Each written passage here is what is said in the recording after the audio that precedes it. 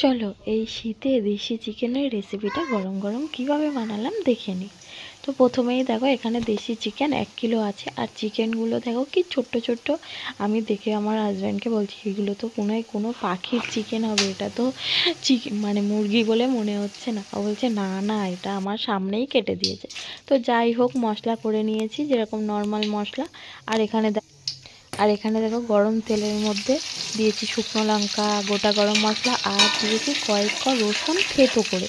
এটা না দিলে রান্নার খুব একটা ভালো স্মেল আসে, ওই জন্য দিয়েছি। আমার তো ভীষণ ভালো লাগে রসুনের স্মেলটা, ওই জন্যই দিয়েছি।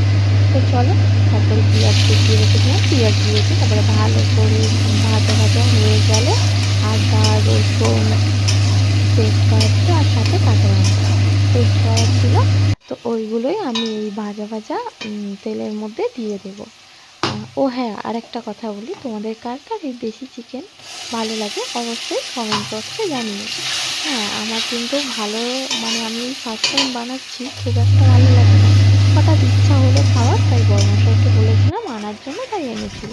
তো এখানে ডেইলি যেই মশলাগুলো তোমরা দাও, নুন হলুদ লঙ্কা, তো সেইগুলোই দিও। আর আমরা যেহেতু শুকনো লঙ্কা খাই না, ওই জন্য আমাদের রান্নাটা দেখো কালারটা দেখো একটু সবুজ সবুজই হবে, যেহেতু আমি চিকেনের কাঁচা লঙ্কা দিই ওই জন্য।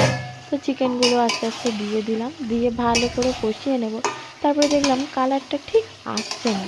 হ্যাঁ, ওই জন্য আমি কী করলাম বলো তো, ওই কাশ্মীরি রেড চিলি পাউডার ওটা একটু সুন্দর করে দিয়ে দিলাম। দিয়ে দিতে কালারটা দারুণ চলে এসেছে, দেখছো কালারটা খুব সুন্দর চলে এসেছিলো। তারপরে ভেজে রাখা আলুগুলো একে একে দিয়ে দিলাম। আলু ভাজাটা আর দেখাইনি তোমাদের সাথে, এটা তো নর্মালি তোমরা ভেজে নিতে পারবে। তো দেখো ভালো করে কষা কষা হয়ে গেছে। দেখ এই কষার সময়ও না খেতে খুব দারুণ লেগেছিল, খেয়েছিলাম। তারপরে আলুগুলো দিয়ে দিলাম। আর এটা যেহেতু দেশি চিকেন বললাম, তো এটা না প্রেশার কুকারে দিলে খাওয়া যাবে না, কারণ একটু শক্ত হয় এই চিকেনটা, একটু প্রেশার কুকারে দিতে হয়। তাই একটু প্রেশার কুকারে এটা দিয়ে দিলাম চিকেন। আর ওই যে গরম জল করেছিলাম, গরম জলই এর মধ্যে দিয়েছিলাম, ঠান্ডা জল তোমরা দেবে। সব এক এক করে দিয়েছি। আর এটা খেতে যারা মটন খেতে ভীষণ ভালোবাসো, পুরো মটনের মতোই টেস্ট হয় আর কি।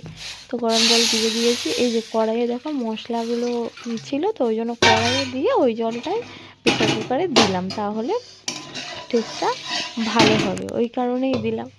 তো চলো, আমি কিভাবে বানালাম তোমাদের সাথে শেয়ার করলাম। আর দেখতে এত সুন্দর হয়েছে কি আর বলবো, তো খেতে খুব সুন্দর হয়েছে গো। টাটা।